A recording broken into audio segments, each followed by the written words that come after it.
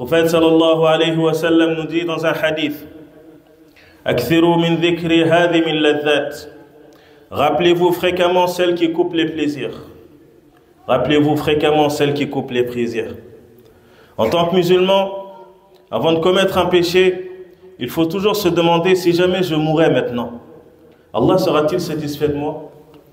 Allah sera-t-il fier de moi? Est-ce un bon état de ressuscitation? Ibadallah, il faut se poser les bonnes questions. Et toujours se rappeler la mort. Le prophète sallallahu alayhi wa sallam nous dit: chacun sera ressuscité dans l'état où il était au moment de sa mort. Chacun sera ressuscité dans l'état où il était au moment de sa mort. Tu meurs sur une obéissance à Allah subhanahu wa ta'ala, tu es ressuscité dans cette même obéissance, dans cette adoration. Tu meurs dans une désobéissance à Allah subhanahu wa ta'ala, tu seras ressuscité dans cet même état. N'as-tu pas honte d'être ressuscité en étant en train de commettre un interdit d'Allah subhanahu wa ta'ala? Es-tu prêt à faire face à Allah subhanahu wa ta'ala, à être ressuscité dans cette manière ou dans cet acte dans lequel tu es mort? Et la personne, selon l'habitude qu'elle va avoir dans cette vie d'ici-bas, Allah il va lui faciliter à mourir dans cette habitude-là. Tu es quelqu'un, alhamdulillah, tu as l'habitude d'être dans l'obéissance à Allah. Tu as l'habitude d'obéir à Allah. Tu as l'habitude d'être dans l'adoration. Allah te facilitera une mort dans l'adoration. Mais si dans le cas contraire, tu es quelqu'un qui est connu pour les péchés, tu commets beaucoup de péchés, tu ne te repens pas de tes péchés, il se peut que tu meurs dans cet état-là, en étant en train de commettre un péché. Et si tu meurs dans cet état-là, sache que tu seras ressuscité dans ce même état. Il faut profiter de notre vivant. Et comment tu vas profiter de ton vivant? En multipliant les bonnes œuvres, en multipliant les bonnes actions. Car c'est la seule chose qui restera avec toi lorsque tu vas partir. Le prophète sallallahu alayhi wa sallam nous dit: 3 choses accompagnent le mort jusqu'à sa tombe: sa famille, sa fortune et ses œuvres. 2 d'entre elles retournent et une seule reste. Sa famille et sa fortune retourneront. Khalas, c'est toi enterré, c'est terminé. Ils rebroussent chemin et ils démarrent une nouvelle vie. Ils vont peut-être te pleurer quelques jours, quelques mois, quelques années. Et après, ils vont t'oublier. C'est passé, t'es parti. Mais qu'est-ce qui va rester avec toi? Tes œuvres. Tes bonnes et tes mauvaises œuvres. Ce que tu as préparé pour ce jour-là. Et la mort, c'est quelque chose de terrible. Et tout le monde va y passer. Kullu nafsin dha'iqatul maut. Tout le monde va goûter à cette mort. Et sache que la mort a des affres. Le prophète sallallahu alayhi wa sallam, pendant ces derniers moments, كان له ركوة فيها ماء يدخل يديه في داخلها فيمسح بهما وجهه الكريم صلى الله عليه وسلم ويقول: لا إله إلا الله إن للموت لسكرات. Le prophète sallallahu alayhi wa sallam, il avait un petit récipient dans lequel se trouvait de l'eau. Il était fatigué, la maladie l'avait terrassé, sallallahu alayhi wa sallam. Il plongeait ses mains dans cette eau, dans ce récipient d'eau. Et il passait ses mains sur son visage, sur son noble visage, sallallahu alayhi wa sallam. Et il disait: La ilaha illallah. Certes, la mort a ses affres. Même le prophète, sallallahu alayhi wa sallam, a goûté aux affres de la mort.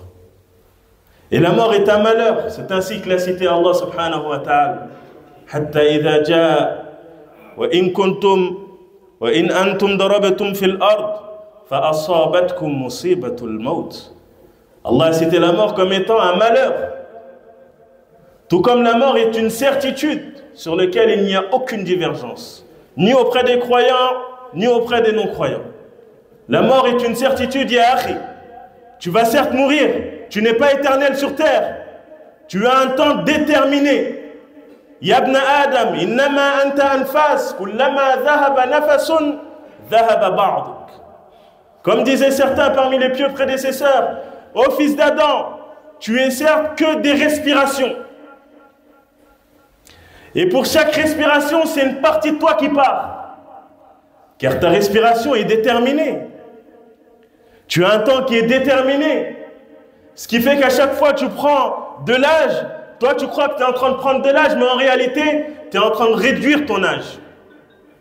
Car tu te rapproches chaque jour de ta mort, chaque semaine de ta mort, chaque mois. Pour chaque respiration, en réalité, c'est des respirations en moins dans ta vie. Allah Azza wa Jal nous dit Hatta idha jaa ahadahumul maut qala rabbi rji'un. Puis lorsque la mort vient à l'un d'eux, il dit: Ô Seigneur, fais-moi revenir sur terre. Ô Seigneur, fais-moi revenir sur terre. Pourquoi? Pour profiter de ta famille encore? Pour t'occuper de ton tijara, de ton business? Pour profiter encore, aller au restaurant, profiter avec tes amis? Qala rabbi rji'un. Ô Seigneur, fais-moi revenir. La'alli a'malu salihan. Pour que je puisse œuvrer des bonnes œuvres. Ya akhi, mais c'est trop tard. Les bonnes œuvres, il fallait les œuvrer pendant que tu étais vivant. Avant que la mort ne vienne sur toi. C'est là aujourd'hui. Maintenant, pendant que tu es encore en vie, c'est là où tu peux œuvrer des bonnes œuvres. Car aujourd'hui, tu peux œuvrer et il n'y a pas encore de hisab. Il n'y a pas de jugement encore. Mais demain, ça sera jugement et tu ne pourras plus œuvrer. Donc c'est aujourd'hui que tout se touche, que tout se joue. La'alli a'malu salihan fima tarakt, afin que je puisse faire du bien dans ce que je délaissais, dans ce que j'avais délaissé. Kalla, Allah il nous dit quoi? Kalla, non. L'affaire ne sera pas ainsi. Innaha kalimatun huwa qailuha. Mais c'est certes une parole qu'il va dire. Wa min waraihim barzakhun ila yawmi yub'athun. Alors que cependant, il y a une barrière jusqu'au jour où ils seront ressuscités. Et Allah nous met en garde contre cette vie d'ici-bas. Il nous met en garde contre les choses qui distraient de son rappel. Il dit: Ya ayyuhalladhina amanu, la tulhikum amwalukum wa la awladukum an dhikrillah, wa man yaf'al dhalika fa ulaika humul khasirun. Ô vous qui avez cru, que ni vos biens ni vos enfants ne vous distraient du rappel d'Allah. Et quiconque fait cela, alors ceux-là seront les perdants. C'est qui dit ça? Allah subhanahu wa ta'ala. Si tes biens, ton argent te distrait du rappel d'Allah, sache que tu fais partie des perdants. Wa anfiqu mimma razaqnakum min qabli an yatiya ahadakum al-maut فيقول رب لولا أخرتني إلى أجل قريب فأصدق وأكن من الصالحين. Et dépensez de ce que nous vous avons octroyé avant que la mort ne vienne à l'un d'entre vous et qu'il dise alors: Seigneur, si seulement tu m'accordais un court délai, je ferai l'aumône et serai parmi les gens du bien. وَلَنْ يُؤَخِّرَ اللَّهُ نَفْسًا إِذَا جَاءَ أَجَلُهَا وَاللَّهُ خَبِيرٌ بِمَا تَعْمَلُونَ. Allah cependant n'accorde jamais de délai à une âme dont le terme est arrivé. Et Allah est parfaitement connaisseur de ce que vous faites. Lors de la mort, il n'y a plus de repentir possible. Le repentir, c'est avant, pendant que tu étais en vie, pendant que tu pouvais œuvrer.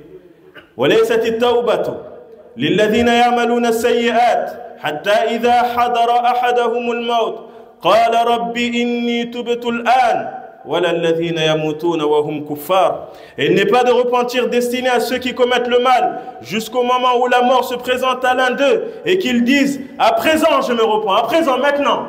Mais c'est trop tard, ya akhi.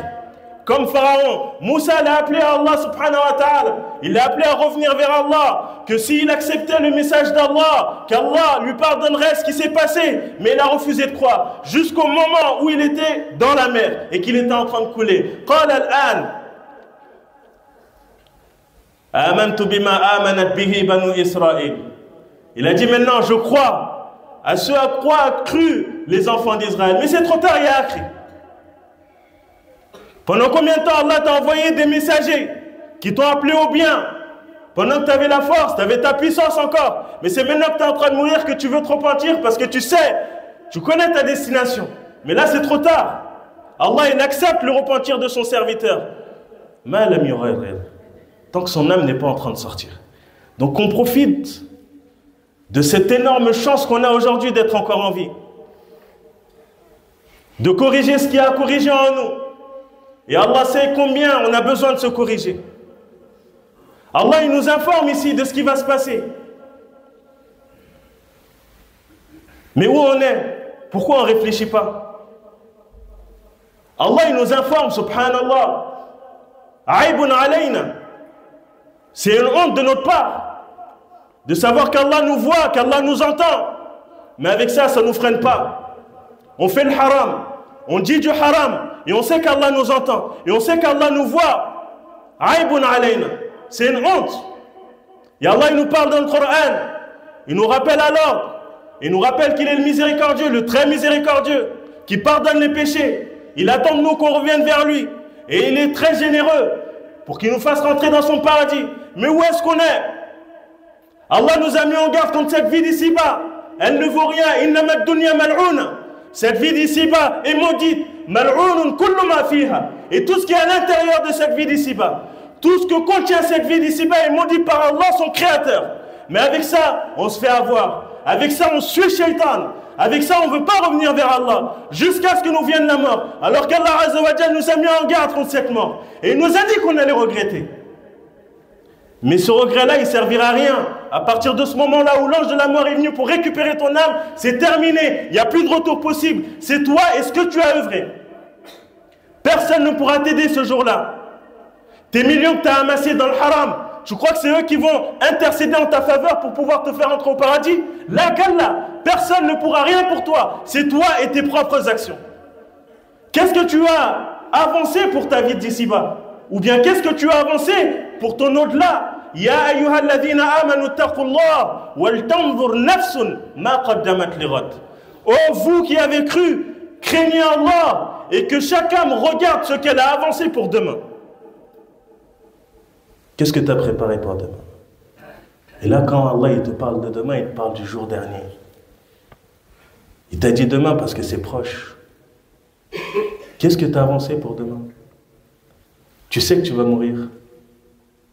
Quand est-ce que tu vas mourir? Allah alam. La mort ne différencie pas entre le grand et le petit, l'homme, la femme, le riche, le pauvre, le fort, le faible. Aucune différence. Tout le monde va goûter à cette mort, ya akhi. Mais quand est-ce qu'on va se réveiller? Alors qu'Allah nous a parlé, alors qu'Allah nous a mis en garde. Et Allah, c'est Allah, notre Créateur, notre Seigneur, celui qu'on adore. On n'a pas de doute sur sa parole.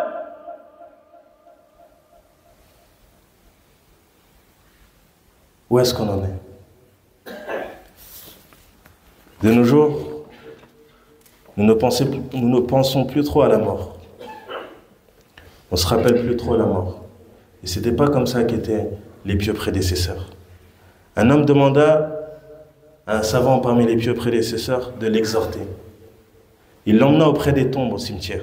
Et il lui dit, regarde, si tu étais à la place de ces gens, qu'aurais-tu espéré? Imagine-toi la scène maintenant. Tu es devant les tombes, au cimetière. Il lui dit, regarde, si tu étais à la place de ces gens-là, si tu étais mort, si tu étais dans un des trous, qu'est-ce que tu aurais espéré?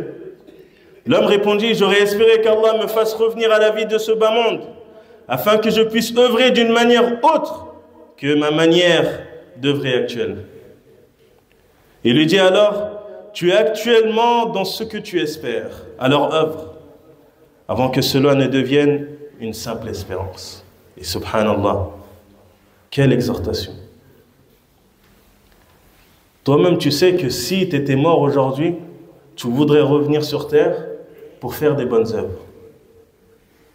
Ben là, aujourd'hui, tu es encore en vie. Pourquoi tu ne les fais pas, ces bonnes œuvres?